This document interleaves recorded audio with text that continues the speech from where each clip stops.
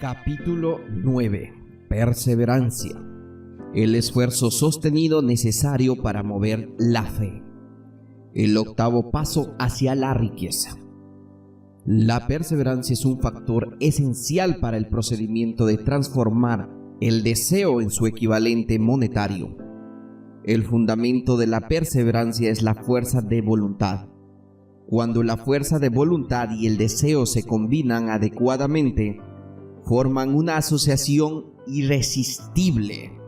En general, a los hombres que acumulan grandes fortunas se les considera personas frías, a veces despiadadas o incluso, a menudo, son mal interpretados.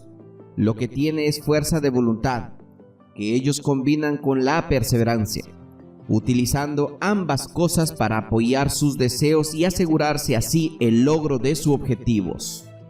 La gran mayoría de la gente está preparada para echar por la borda sus objetivos y propósitos, abandonándolos la primera señal de oposición o desventura. Unos pocos continúan a pesar de todas las oposiciones hasta que los alcanzan.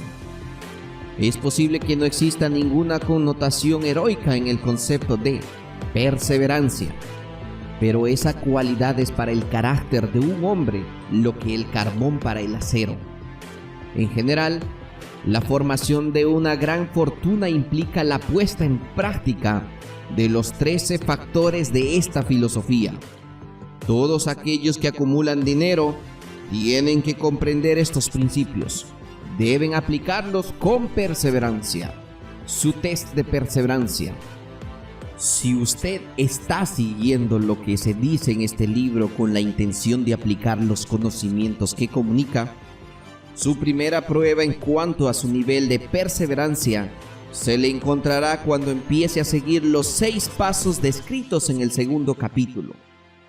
A menos que usted sea una de las 2 personas de cada 100 que ya poseen un objetivo marcado que se ofrece por alcanzar, así como un plan definido para conseguirlo. Puede leer las instrucciones y continuar después con su rutina diaria, sin llegar a cumplir nunca esas instrucciones. La falta de perseverancia es una de las grandes causas del fracaso. Es más, la experiencia con miles de personas ha demostrado que la falta de perseverancia es una debilidad común en la mayoría de las personas. Se trata de una debilidad que puede superarse mediante el esfuerzo. La facilidad con la que se vence la falta de perseverancia dependerá por completo de la intensidad del deseo de cada cual. El punto de partida de todo logro es el deseo. Téngalo en cuenta constantemente. Unos deseos débiles llevan consigo unos resultados débiles. Del mismo modo que un fuego pequeño produce muy poco calor. Si le parece que la falta de perseverancia, remédielo construyendo en su interior un fuego mucho más intenso por debajo de sus deseos.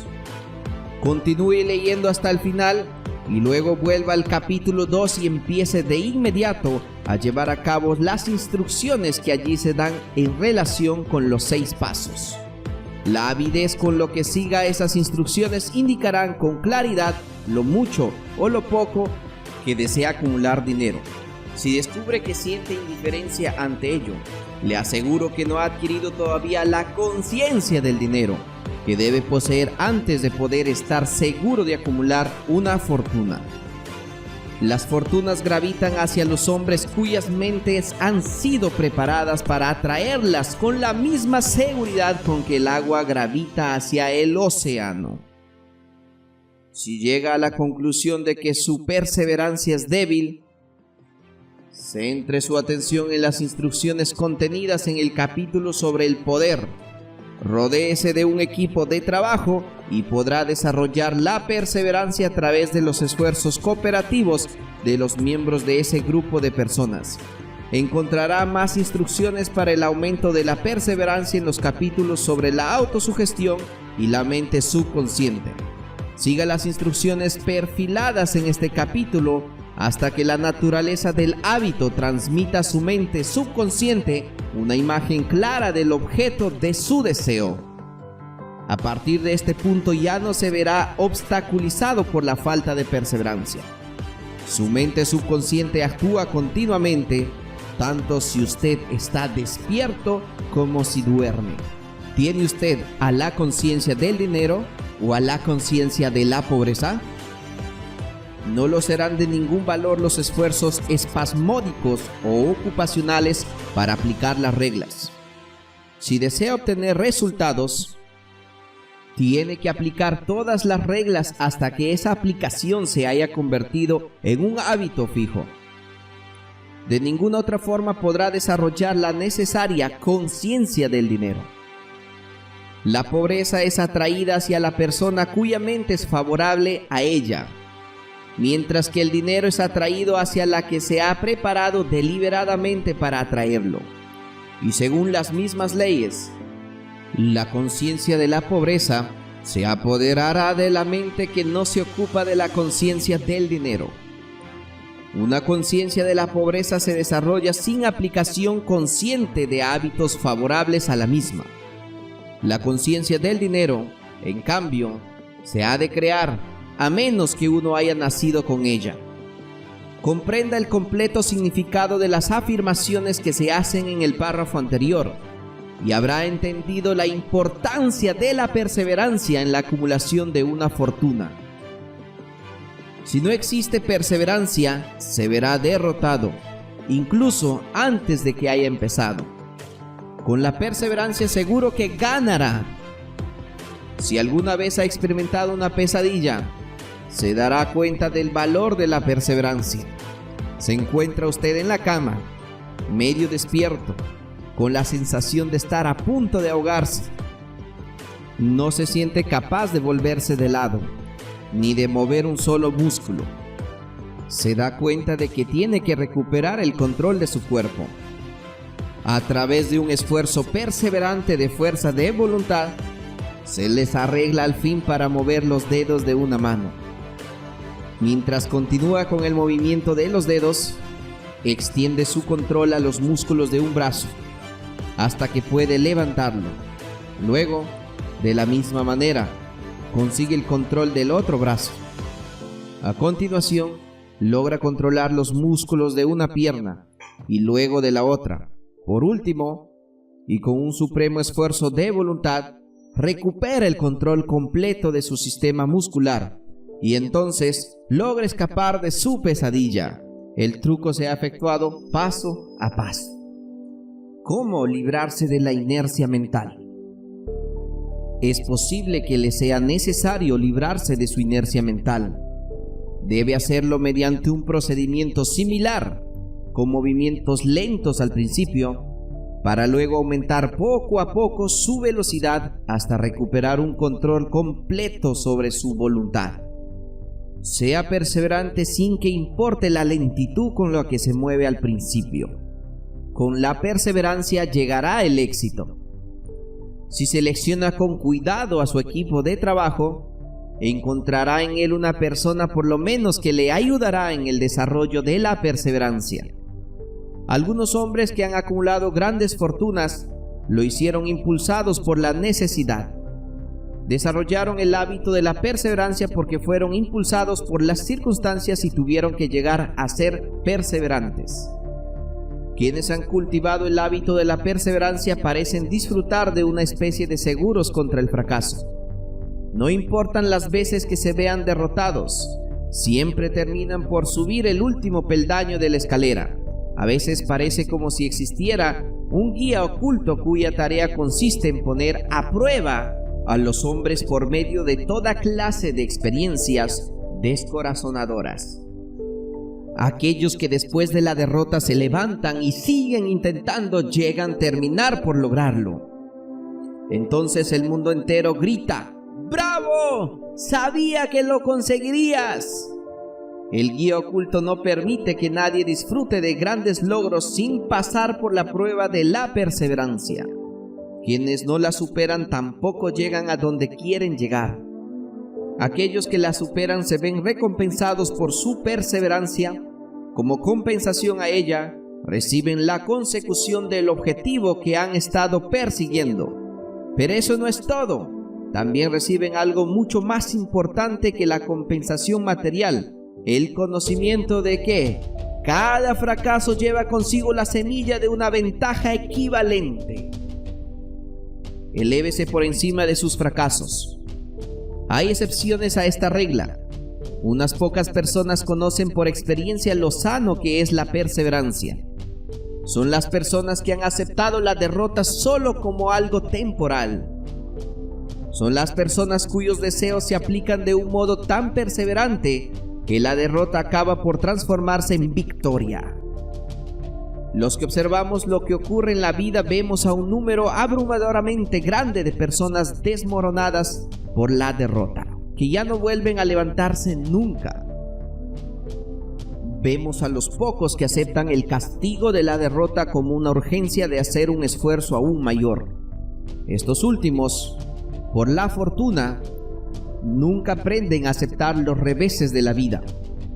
Pero lo que no vemos, lo que la mayoría de nosotros ni siquiera sospecha que existe, es el poder, silencioso pero irresistible, que acude al rescate de aquellos que siguen luchando frente al desánimo. Si hablamos de ese poder, lo denominamos perseverancia y lo dejamos tal cual. Pero hay algo que todos debemos saber. Si no se posee perseverancia, no se alcanza ningún éxito notable en ningún campo de actividad. En el momento de escribir estas líneas, levanto la cabeza de mi trabajo y veo ante mí, a menos de una manzana de distancia, el gran misterioso Broadway, el cementerio de las esperanzas muertas y la puerta delante de la oportunidad. A Broadway han acudido personas procedentes de todo el mundo en busca de fama, fortuna, poder, amor o todo aquello que los seres humanos consideran éxito. De vez en cuando, mientras alguien abandona la larga procesión de buscadores, el mundo recibe la noticia de que otra persona ha logrado triunfar en Broadway. Pero Broadway no se conquista ni con facilidad ni con rapidez.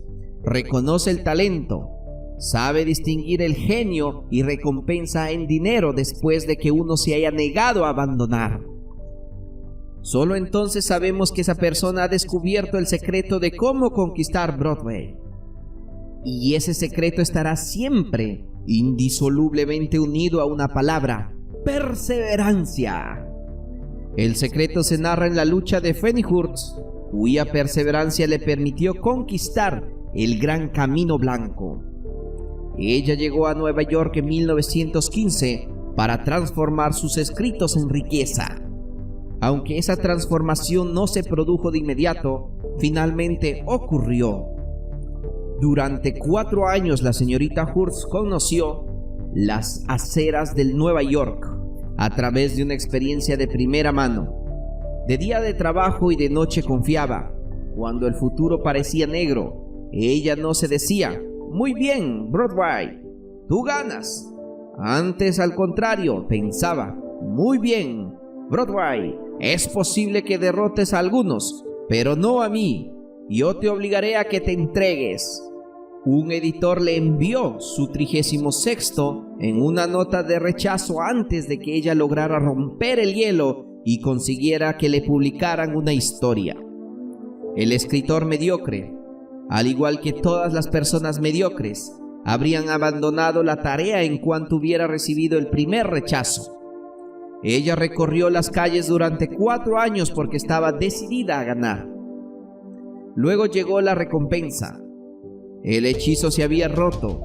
El guía invisible había puesto a prueba a Fanny Hurst y ella le había superado. A partir de ese momento, los editores recorrieron el camino hasta su puerta.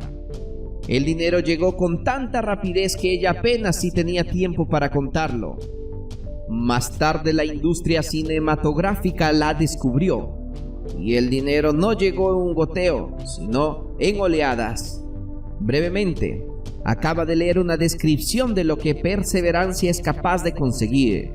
Fanny Hurst no es ninguna excepción. Allí donde los hombres y las mujeres acumulan grandes riquezas, pueden estar seguros de que antes han adquirido perseverancia. Broadway es capaz de dar una taza de café y un bocadillo a cualquier mendigo, pero exige perseverancia de aquellos que apuestan por todo lo alto. Kate Smith diría amén cuando lea esto.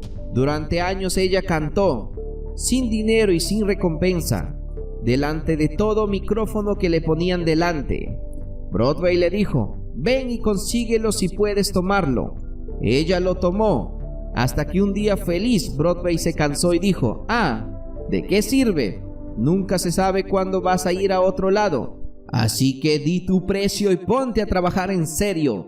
La señorita Smith indicó su precio y era muy alto. Usted puede entrenarse para ser perseverante. La perseverancia es un estado mental y, en consecuencia, puede cultivarse. Como todos los estados mentales, la perseverancia se basa en causas definidas, entre las cuales se encuentran las siguientes. A. Definición de propósito. Saber lo que uno quiere es el primer paso, y quizás el más importante, hacia el desarrollo de la perseverancia. Una motivación lo bastante fuerte nos fuerza a superar muchas dificultades. B. Deseo. Resulta comparativamente fácil adquirir y mantener la perseverancia en persecución del objeto de un deseo intenso. C. Confianza en sí mismo. Creer en la capacidad propia para llevar a cabo un plan le estimula a uno conseguirlo con perseverancia. Se puede desarrollar la confianza en sí mismo por medio del principio descrito en el capítulo sobre la autosugestión. D. Definición de planes. Los planes organizados, aun cuando sean débiles y poco prácticos, estimulan la perseverancia. E. Conocimiento exacto. La perseverancia se ve estimulada por el hecho de saber que los planes de uno son sanos y que están basados en la experiencia o en la observación. Suponer en lugar de conocer destruye la perseverancia. F. Cooperación. La simpatía, la comprensión y la cooperación armoniosa con los demás tienden a desarrollar la perseverancia. G. Fuerza de voluntad. El hábito de concentrar los pensamientos propios en la construcción de planes destinados a lograr de un propósito definido conduce a la perseverancia. H. Hábito. La perseverancia es el resultado directo del hábito. La mente absorbe y se convierte en una parte de las experiencias diarias de las que se alimenta. El temor, que es el peor de todos los enemigos, puede curarse con toda efectividad por la repetición forzada de actos de valor. Todo aquel que haya luchado en una guerra lo sabe muy bien. Haga su propio inventario de perseverancia. Antes de abandonar el tema de la perseverancia, haga un inventario de sí mismo y determine en qué aspecto particular, si es que hay alguno, le falta esta calidad esencial. Mírese a sí mismo con valentía, punto por punto, y determine cuántos de los 8 factores de la perseverancia le faltan. El análisis puede conducir a descubrimientos que le proporcionarán una nueva comprensión de sí mismo. Aquí descubrirá los verdaderos enemigos que se interponen entre usted y un logro notable. No solo hallará los síntomas que indican una debilidad de la perseverancia, sino también las causas subconscientes profundamente arraigadas de esa debilidad. Estudie la lista con sumo cuidado y mírese a sí mismo con honestidad si desea realmente saber quién es usted y qué se vea capaz de hacer. Estas son las debilidades que deben dominar todos aquellos que acumulan riquezas. 1. Fracaso a la hora de reconocer y determinar con claridad y exactitud qué es lo que desea. 2. Dilación. Con o sin causa, por lo general, apoyada por toda una serie de justificaciones y excusas. 3. Falta de interés para adquirir conocimientos especializados. 4. Indecisión. El hábito de pasar la pelota en todas las ocasiones, en lugar de abordar los temas de frente, amparada también por numerosas justificaciones. 5. Hábito de ampararse en justificaciones, en vez de crear planes definidos para la solución de los problemas. 6. Autosatisfacción. Hay muy poco remedio para esta aflicción y ninguna esperanza para aquellos que la sufren. 7. Indiferencia. Habitualmente reflejada en la predisposición al compromiso en todas las ocasiones, antes que afrontar la oposición y luchar contra ella. 8. Hábito de achacar a otros los errores propios y de aceptar las circunstancias desfavorables como algo inevitable. 9. Debilidad de deseo, a causa de la negligencia en la elección de los motivos que impelen a la acción. 10. Predisposición e incluso avidez por abandonar la lucha a la primera señal de derrota. Basta en uno o en varios de los 6 temores básicos. 11. Falta de planes organizados, expuestos por escrito de forma que puedan ser analizados. 12. Hábito de descuidar al moverse por ideas o de aprovechar la oportunidad cuando se presenta. 13. Desear en lugar de querer. 14. Hábito de alcanzar un compromiso con la pobreza en lugar de aspirar a la riqueza. Ausencia general de ambición de ser, de hacer, de poseer. 15. Buscar todos los atajos hacia la riqueza, tratando de conseguir sin estar dispuesto a dar un equivalente justo, lo que suele verse reflejado en el hábito del juego y la tendencia a buscar buenas gangas. 16. Temor a la crítica y al fracaso a la hora de crear planes y ponerles en práctica a consecuencia de lo que otros piensen, hagan o digan. Este enemigo debería estar al principio de la lista porque, por lo general, existe en la mente subconsciente, donde su presencia no suele ser reconocida. Véase los 6 temores básicos en el capítulo posterior. Si teme las críticas. Examinemos algunos de los síntomas del temor a la crítica. La mayoría de la gente permite que parientes, amigos y público en general influyan sobre ellos de tal modo que no son capaces de vivir su propia vida debido a su temor a la crítica. Muchas personas cometen un error al casarse, pero aceptan la situación y llevan una vida miserable y desgraciada porque temen a la crítica que les harían si deciden corregir el error. Cualquiera que se haya sometido a esta forma de temor conoce muy bien el daño irreparable que causa, ya que destruye la ambición y el deseo de conseguir algo. Millones de personas descuidan adquirir una educación adecuada porque, tras haber abandonado los estudios, temen a la crítica.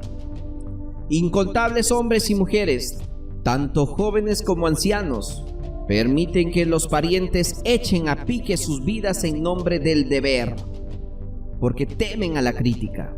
El deber no exige a ninguna persona que se someta a la destrucción de sus ambiciones personales y del derecho a vivir una vida a su manera. La gente se niega a corregir riesgos en los negocios porque temen a la crítica que se les haría si fracasan. En tales casos, el temor a la crítica es mucho más fuerte que el deseo de alcanzar el éxito. Demasiadas personas se niegan a establecer objetivos elevados e incluso descuidan el seleccionar una carrera porque temen a la crítica de parientes y amigos, los cuales pueden decir: no aspires tan alto porque la gente pensará que estás loco. Cuando Andrew Carnegie me sugirió que dedicara 20 años a la organización de una filosofía del logro individual, el primer impulso de mi pensamiento fue el temor a lo que la gente pudiera decir. La sugerencia me planteaba un objetivo que iba mucho más allá de todo lo que yo hubiera concebido.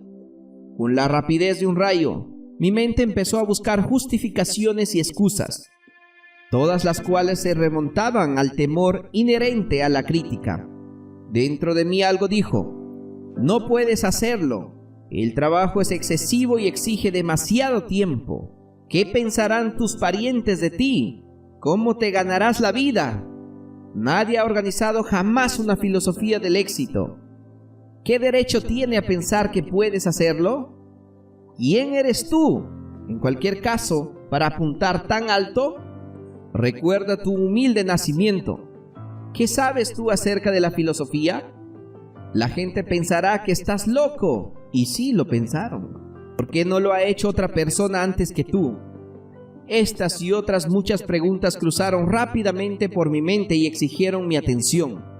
Parecía como si, de repente, todo el mundo hubiera vuelto la atención hacia mí, con el propósito de ridicularizarme para que abandone todo deseo de llegar a ver a cabo la sugerencia del señor Carnegie.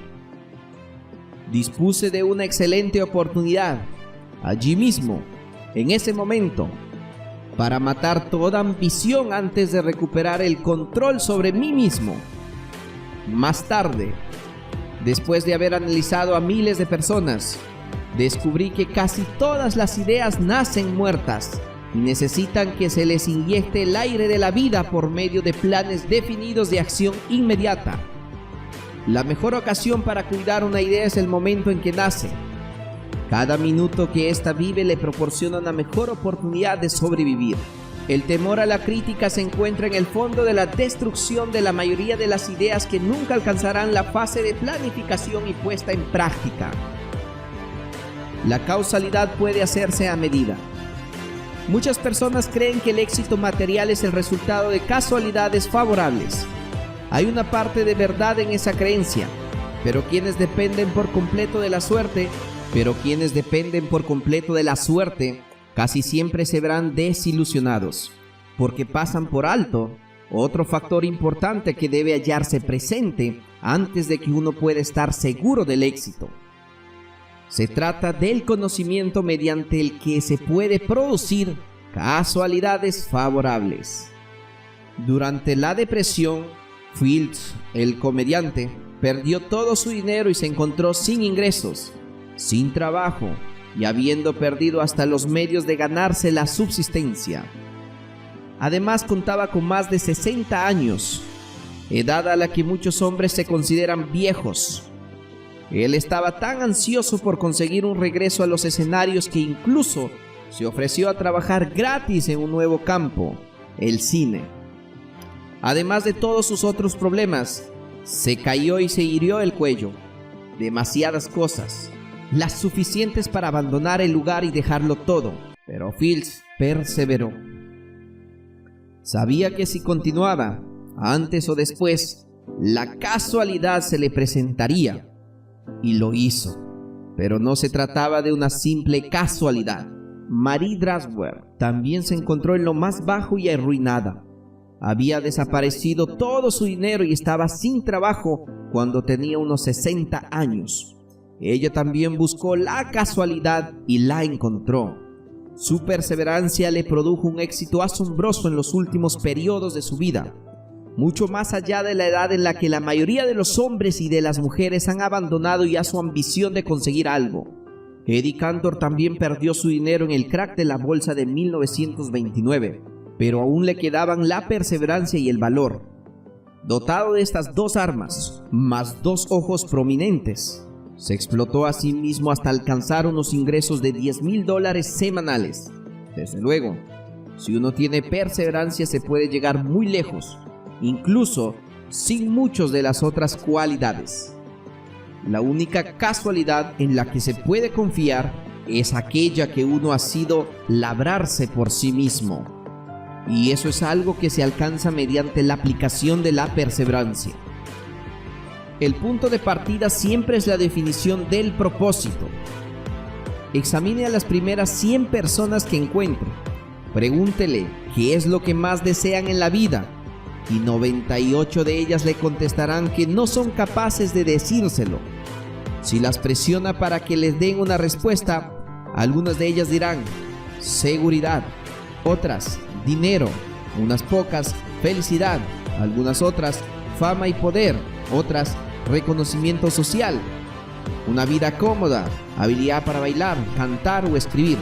Pero ninguna de ellas será capaz de definir esos términos, o de ofrecer la menor indicación acerca de la existencia de un plan mediante el que confían alcanzar sus deseos. Expresados de una forma tan vaga, las riquezas no responden a los deseos, solo en planes definidos, apoyados por deseos concretos alcanzados a través de una constante perseverancia. ¿Cómo cultivar la perseverancia? Hay 4 pasos sencillos que conducen el hábito de la perseverancia. No exige la posesión de una gran cantidad de inteligencia, ni un nivel particular de educación, sino un tiempo y un esfuerzo mínimos. Los pasos necesarios son: 1. Un propósito definido apoyado por un ardiente deseo de cumplirlo. 2. Un plan definido, expresado en una acción continua. 3. Una mente cerrada a toda influencia y desánimo negativos, incluyendo las sugerencias negativas de parientes, amigos y conocidos. 3. Una alianza amistosa con una persona o más capaces de animar a uno a seguir adelante con el plan y con el propósito. Estos 4 pasos son esenciales para el éxito en todos los ámbitos de la vida. Todo el propósito de los 13 principios de esta filosofía consiste en permitirle a uno dar estos 4 pasos de forma que se conviertan en un hábito. Son los pasos mediante los que uno puede controlar su propio destino económico. Son los pasos que conducen a la libertad y a la independencia de pensamiento. Son los pasos que conducen a las riquezas en pequeñas cantidades o en grandes. Son los pasos que conducen al poder, a la fama y al reconocimiento mundial. Son los 4 pasos que garantizan casualidades favorables. Son los 4 pasos que convierten los sueños en realidades físicas. Son los 4 pasos que conducen el dominio del temor, del desánimo y de la indiferencia. Hay una magnífica recompensa para todos aquellos que aprenden a dar estos 4 pasos. Es el privilegio de escribir lo que será la propia vida y de conseguir que ésta proporcione lo que se le pide. ¿Cómo vencer las dificultades? ¿Cuál es el poder místico que da a los hombres de perseverancia la capacidad para dominar las dificultades? ¿Acaso la casualidad de la perseverancia despierta en la mente de uno alguna forma de actividad espiritual, mental o química que le permite el acceso a las fuerzas sobrenaturales? ¿Es que la inteligencia infinita se pone del lado de las personas que prosigue la lucha, aún después de que la batalla se haya perdido, a pesar de que el resto del mundo esté del lado opuesto? Estas y otras muchas más preguntas similares surgirán en mi mente a medida que observa a hombres como Henry Ford, que empezaron desde abajo. Construyó un imperio industrial de enormes proporciones, contando al principio con poco más que una gran perseverancia. O como Thomas Alva Edison, que, con menos de 3 meses de haber asistido a la escuela, se convirtió en el principal inventor mundial y consiguió que la perseverancia se transformara en el fonógrafo, la cámara de cine y la bombilla incandescente, por no referirnos a otro medio centenar de inventos muy útiles.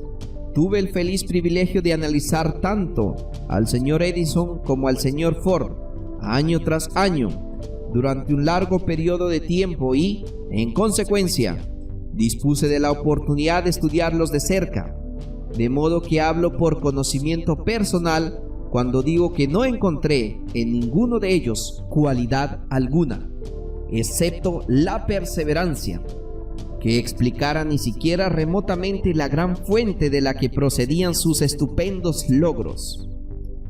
Cuando se lleva a cabo un estudio imparcial de los profetas, los filósofos, los hombres que producen milagros y los líderes religiosos del pasado, se llega a la inevitable conclusión de la perseverancia. La concentración del esfuerzo y la definición del propósito fueron las grandes fuentes que les permitieron alcanzar sus logros. Consideremos, por ejemplo, la extraña y fascinante historia de Mahoma. Analicemos su vida, Comparémosla con la de hombres de grandes logros en esta era actual de la industria y las finanzas. Y observaremos que todo ello tiene un rasgo común destacado: la perseverancia. Si está muy interesado en el estudio del extraño poder que proporciona potenciar a la perseverancia, lea la bibliografía de Mahoma, en especial la escrita por Ezek Bey. Le ofrece una visión previa de lo mucho que le espera a quienes se toman el tiempo de leer la historia completa de uno de los ejemplos más asombrosos del poder de la perseverancia conocido por la civilización. El último gran profeta, por Thomas Sagru. Mahoma fue un profeta, pero jamás hizo milagros. No fue un místico. No poseía una educación formal. No inició su misión hasta que cumplió los 40 años, cuando anunció que era el mensajero de Dios, portador de la palabra de religiones verdadera. Fue ridiculizado y tachado de lunático. Los niños se burlaban de él y las mujeres le arrojaban basura. Fue desterrado de su ciudad natal, la Meca, y sus seguidores privados de sus bienes mundanos y enviados al desierto. Tras él, después de haber predicado durante 10 años, no tenía nada que mostrar excepto destierro, pobreza y ridículo. Sin embargo, antes de que transcurriera otros 10 años, se había convertido en el dictador de toda Arabia, en gobernante de la Meca y en la cabeza de un nuevo mundo religioso que, con el tiempo, se extendería hasta el Danubio y los Pirineos. Antes de agotar el impulso que él le proporcionó, ese impulso fue de 3 clases: el poder de las palabras, la eficacia de la oración y el parentesco del hombre con Dios. Su carrera nunca tuvo sentido. Mahoma nació de miembros empobrecidos de una familia dirigente de la Meca. Al ser la Meca cruce de caminos del mundo, hogar de la piedra mágica llamada de Kaaba, gran ciudad comercial, centro de las rutas de caravanas y no muy saludable, los niños eran enviados al desierto para que fueran criados por los beduinos. De ese modo, Mahoma fue alimentado y obtuvo fortaleza y salud de la leche de madres nómadas y experimentadas. Atendió a las ovejas y no tardó en ser contratado por una viuda rica como jefe de sus caravanas. Viajó a todas las partes del mundo oriental, habló con muchos hombres de diversas creencias y observó el declive de la cristiandad en sectas que guerreaban las unas contra las otras. Cuando tenía 28 años, Khadija, la viuda, lo miró con favor y se casó con él. El padre de ella se habría opuesto a ese matrimonio, así que ella lo emborrachó y logró que le diera la bendición paterna. Durante los 12 años siguientes, Mahoma vivió como un rico comerciante, respetado y muy astuto. Luego empezó a deambular por el desierto y un buen día regresó con el primer verso del Corán y le dijo a Khadija que el arcángel Gabriel le había aparecido y le había dicho que él iba a ser el mensajero de Dios. El Corán, la palabra revelada por Dios, fue lo más cercano a un milagro que Mahoma hizo en toda su vida. No había sido poeta, no tenía el don de la palabra y, sin embargo, los versos del Corán, tal como él los recibió y los recitó con toda fidelidad, eran mejores que cualquiera versos que los poetas profesionales de las tribus pudieran producir. Eso fue un verdadero milagro para los árabes. Para ellos el don de la palabra era mayor don. El poeta era todopoderoso. Además, el Corán decía que todos los hombres eran iguales ante Dios, que el mundo debía de ser un estado democrático. Esta herejía política, más el deseo de Mahoma de destruir los 360 ídolos existentes en la plaza de la Kaaba, fue lo que le ganó el destierro. Los ídolos atraían a las tribus del desierto a la Meca, y eso significaba comercio. Así que los hombres de negocios de la Meca, los capitalistas, de los que él mismo había formado parte, se echaron sobre Mahoma. Entonces, él se retiró al desierto y demandó la soberanía sobre el mundo entero. El auge del Islam comenzó. Del desierto surgió una llamarada que no se extinguiría. Un ejército democrático luchando como una unidad y preparado para morir sin pestañear. Mahoma había invitado a judíos y a cristianos a unírsele, porque él no estaba creando una nueva religión. Él estaba llamando a todos aquellos que creían en un solo Dios a unirse en una sola fe. Si los judíos y los cristianos hubieran aceptado su invitación, el Islam habría conquistado el mundo entero, pero no fue así. Ni siquiera aceptaron la innovación de Mahoma de introducir la guerra humana. Cuando los ejércitos del profeta entraron en Jerusalén, no mataron a una sola persona a causa de su fe. En cambio, cuando los cruzados entraron en la ciudad santa, varios siglos más tarde, no le fue perdonada la vida a ningún musulmán, fuera hombre, mujer o niño. Los cristianos, no obstante, aceptaron una idea musulmana en lugar de aprendizaje, la universidad.